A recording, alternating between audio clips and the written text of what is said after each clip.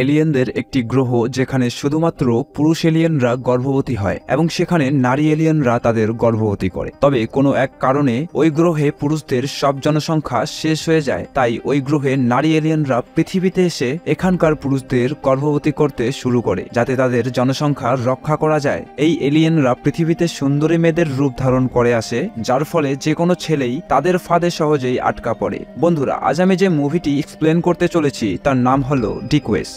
মুভির শুরুতে আমাদের এক ছেলেকে দেখানো হয় যে তার গার্লফ্রেন্ডের সাথে দেখা করতে তার বাড়িতে এসেছে। সে ডোরবেল বাজিয়ে অনেকক্ষণ ধরে অপেক্ষা করছে, কিন্তু ভেতর থেকে কেউ দরজা খুলতে আসে না। জানলা দিয়ে ভেতরে তাকালে সে বুঝতে পারে যে ভেতরে অবশ্যই কেউ আছে, দরজাও খোলা ছিল। তাই সে ভেতরে ঢোকে, কিন্তু ভেতরে ঢুকে সে দেখে যে সেখানে কেউ নেই। ঠিক তখনই তার নজর পড়ে দুই ছেলের মৃতদেহের দিকে, যেগুলো পুরোপুরি বরফে ঢাকা ছিল। এরপর দৃশ্য পরিবর্তন হয় এবং আমাদের দেখানো হয় দুই ছেলে লুক এবং রজার, যারা লন্ড্রি রুমে বসে একে অপরের সাথে কথা বলছে। তাদের কথোপকথন থেকে বোঝা যায় যে তারা আজ পর্যন্ত কোনো মেয়েকে ছোঁয়নি। কিছুক্ষণ পরে লন্ড্রি রুমে দুই মেয়ে ঢোকে, একজনের নাম লিলি আর অন্যজনের নাম সারা। লিলি লুককে জানায় যে সে এখানে গার্লস হোস্টেলে থাকার জন্য এসেছে এবং তার রুম নম্বরও বলে। সে লুকের সাথে ফ্লার্ট করতে থাকে, যেটা লুকেরও বেশ ভালো লাগে। লিলি চলে যাওয়ার আগে সে কিছু জিনিস ফেলে রেখে যায়। লুক দেখে যে লিলি কিছু জিনিস ফেলে রেখে চলে গেছে, তাই সে লিলির পিছনে তার জিনিস ফেরত দিতে বেরিয়ে পড়ে।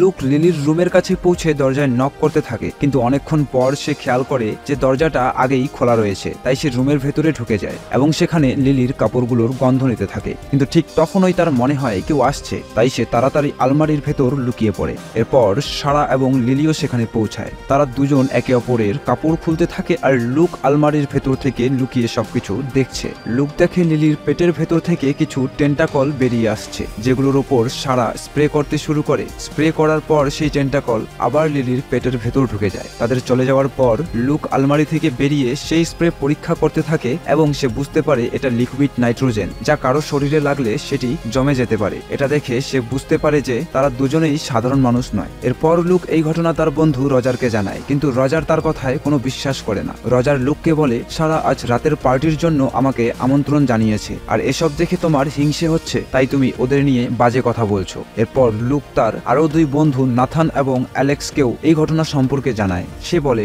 সারা এবং লিলি স্বাভাবিক মেয়ে নয়, এছাড়া লিলির পেট থেকে কিছু টেন্টাকল বেরিয়ে আসছিল, আর এসব আমি নিজের চোখে দেখেছি। কিন্তু নাথান এবং অ্যালেক্সও তার কথায় বিশ্বাস করে না। এরপর রাতের পার্টির দৃশ্য দেখানো হয়, যেখানে রজার সারার সাথে নাচছে।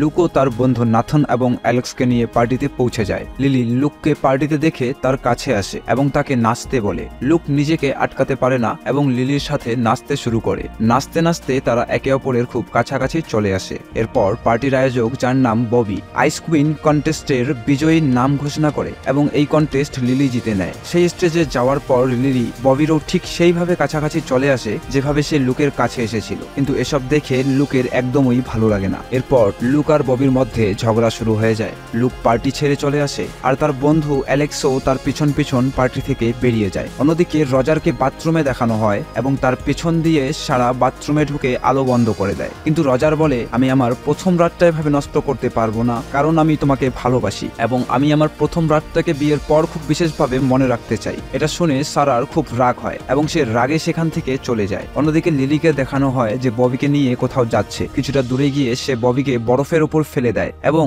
তার উপর বসে পড়ে। কিছুক্ষণ পর লিলির পেট থেকে সেই টেন্টাকলগুলো বেরিয়ে আসে এবং সেগুলো ববির মুখের ভেতর ঢুকিয়ে দেয়, যাতে সে তার ডিমগুলো ববির শরীরে রেখে যেতে পারে। পরের দিন লুক রজারকে জিজ্ঞাসা করে যে সারার সাথে তার ডেট কেমন ছিল, কিন্তু রজার বলে, সারা আর আমার মধ্যে কিছুই হয়নি। ঠিক তখনই দরজায় ডোরবেলের শব্দ হয়। লুক দরজা খুলে দেখে তার এক্স গার্লফ্রেন্ড আমান্ডা বাইরে দাঁড়িয়ে আছে। আমান্ডা একজন পুলিশ অফিসার এবং সে লুককে তার সাথে পুলিশ স্টেশনে নিয়ে যেতে এসেছে। আমান্ডা লুককে সেই জায়গায় নিয়ে যায় যেখানে ববির মৃতদেহ পড়ে আছে। সেখানে এক পুলিশ অফিসার লুককে জিজ্ঞাসাবাদ করতে শুরু করে, কারণ রাতে ববি এবং লুকের ঝগড়া হয়েছিল, তাই পুলিশদের সন্দেহ লুকের উপরেই পড়ে। অনেকক্ষণ জিজ্ঞাসাবাদের পর লুককে ছেড়ে দেওয়া হয়, কারণ ববির মৃতদেহ পরীক্ষা পরীক্ষা করার পর জানা যায় যে তাকে খুন করা হয়নি, বরং ঠান্ডার কারণে তার মৃত্যু হয়েছে। এরপর লুকো ববির মৃতদেহ দেখতে হাসপাতালে যায় এবং দেখে যে ববির দেহ পুরোপুরি বরফে জমে গেছে। লুক তার বন্ধুদের ববির মৃত্যুর ব্যাপারে জানায় এবং বলে যে এই মৃত্যুর পেছনে অবশ্যই সেই মেয়েগুলোর হাত আছে, কিন্তু কেউই তার কথায় বিশ্বাস করে না। বরং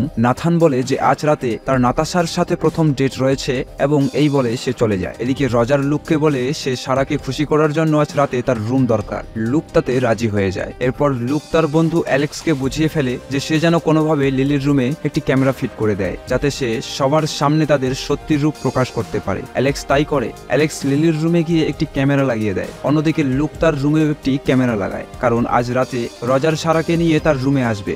এরপর আমরা দেখি নাতাশা নাথানকে নিয়ে একটি কবরস্থানে পৌঁছায়, যেখানে তারা একে অপরের সাথে অনেকটা সময় কাটাতে থাকে। কিন্তু হঠাৎই নাতাশার পেটের ভেতর থেকে সেই একই টেন্টাকলগুলো বেরিয়ে আসে, যেগুলো সে নাথানের মুখের ভেতর ঢুকিয়ে তার শরীরের ডিম ছেড়ে দেয়। ফলস্বরূপ নাথানও ঠিক ববির মতোই মারা যায়। এরপর আমাদের দেখানো হয় আইস কুইন কন্টেস্ট, যেখানে অনেক মেয়ে অংশগ্রহণ করছে। এখানে একজন মেয়ে গুলি ছড়ার অভিনয় করে, যেটা দেখে লিলি ভীষণ ভয় পেয়ে যায়। লুক এই বিষয়টা খেয়াল করে যে লিলি আগুনকে ভীষণ ভয় পায়। এদিকে বেশি মদ্যপান করার কারণে রজার অচেতন হয়ে পড়ে, ফলে সে আর সারাকে লুকের রুমে নিয়ে যেতে পারে না। তখন লুক লিলির কাছে গিয়ে কথা বলে এবং তাকে তার রুমে নিয়ে যাওয়ার প্রস্তাব দেয়। লিলিও এতে রাজি হয়ে যায়, তাই লুক তাকে নিয়ে তার রুমে চলে আসে। লুকের রুমে ক্যামেরা লাগানো থাকার কারণে অ্যালেক্স স্ক্রিনে এই সব কিছু দেখছে, কিন্তু এসব দেখে তার মোটেও ভালো লাগছে না, কারণ অ্যালেক্স লুককে পছন্দ করে। লিলি লুকের সাথে মজা করতে গিয়ে যখন বিছানায় বসে, তখন সে রুমে লাগানো ক্যামেরাটি দেখে ফেলে এবং তার শক্তি দিয়ে ক্যামেরাটি বন্ধ করে দেয়। এরপর তার পেট থেকে সেই একই টেন্টাকলগুলো বেরিয়ে আসে, কিন্তু ঠিক তখনই একটি মোমবাতি পড়ে গিয়ে আগুন ধরে যায়। আগুন দেখে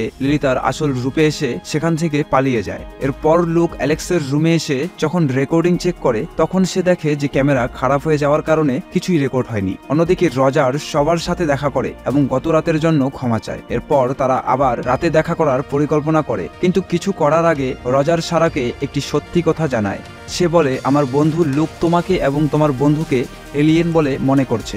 তখন সারা রজারকে আসল সত্যিটা বলে যে সে আসলেই একজন এলিয়েন, কারণ সে রজারকে পছন্দ করতে শুরু করেছে। সে রজারকে জানায়, আমরা এখানে আমাদের জনসংখ্যা বাড়ানোর জন্য এসেছি, কারণ আমাদের গ্রহে পুরুষ এলিয়েনরা গর্ভধারণ করে, তাই আমরা এই গ্রহে পুরুষদের গর্ভধারণ করানোর চেষ্টা করছি, কিন্তু এই গ্রহের পুরুষরা গর্ভধারণ করার আগেই মারা যাচ্ছে। তখন রজার তাকে বলে, আমাদের গ্রহে শুধু মহিলারাই সন্তান ধারণ করে, তাই আমাদেরও সেই পদ্ধতি অনুসরণ করা উচিত। কিন্তু সারা এতে অস্বীকৃতি জানায়, কারণ সে রজারের জীবনের ঝুঁকি নিতে চায় না। তবে রজারের অনেক জোরাজুরির পর সে রাজি হয়ে যায় এবং তারা একে অপরের সাথে ঘনিষ্ঠ হয়ে পড়ে। ঠিক তখনই লুক সেখানে এসে দেখে যে রজারের শারীরিক অবস্থা খারাপ হতে শুরু করেছে এবং কিছুক্ষণের মধ্যেই তার মুখ থেকে একটি পোকা বেরিয়ে এসে মারা যায়। রাগে লুক সারায় আগুন ধরিয়ে দেয়, যার ফলে সারা তার আসল রূপে এসে সেখান থেকে পালিয়ে যায়। লুক রজারকে হাসপাতালে নিয়ে যাওয়ার চেষ্টা করে, কিন্তু পথে রজারের মৃত্যু হয়। এরপর লুক যখন আমান্ডার সাথে হোস্টেলে ফিরছিল, তখন সে নাথানকে কল করে, কিন্তু আমান্ডা তাকে জানায় যে নাথানও মারা গেছে। এরপর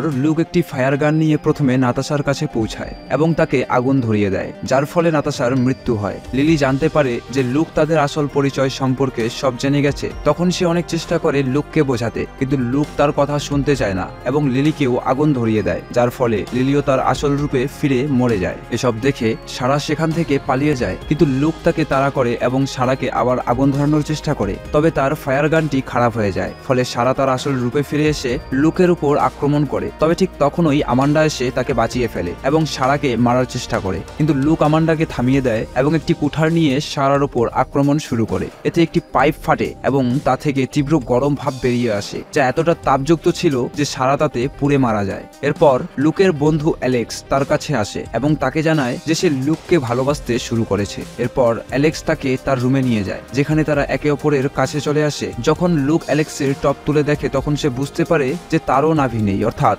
অ্যালেক্সও একটি এলিয়েন। আসলে সিনেমার শুরুতে যেই দুটি ছেলেকে বরফে জমে থাকতে দেখানো হয়েছিল, সেই ছেলেগুলোর মৃত্যুর পেছনে ছিল অ্যালেক্সের হাত। লুক যখন বুঝতে পারে যে অ্যালেক্সও একজন এলিয়েন, তখন অনেক দেরি হয়ে যায় এবং তার পেট থেকেও সেই একই টেন্টাকলস বের হতে শুরু করে। সিনেমাটি এই সাসপেন্সের সাথে শেষ হয় যে লুকের সাথে শেষ কি হয়েছিল। বন্ধুরা, যদি ভিডিওটি পছন্দ হয়ে থাকে তবে ভিডিওটি লাইক এবং চ্যানেলটি সাবস্ক্রাইব করতে ভুলবেন না।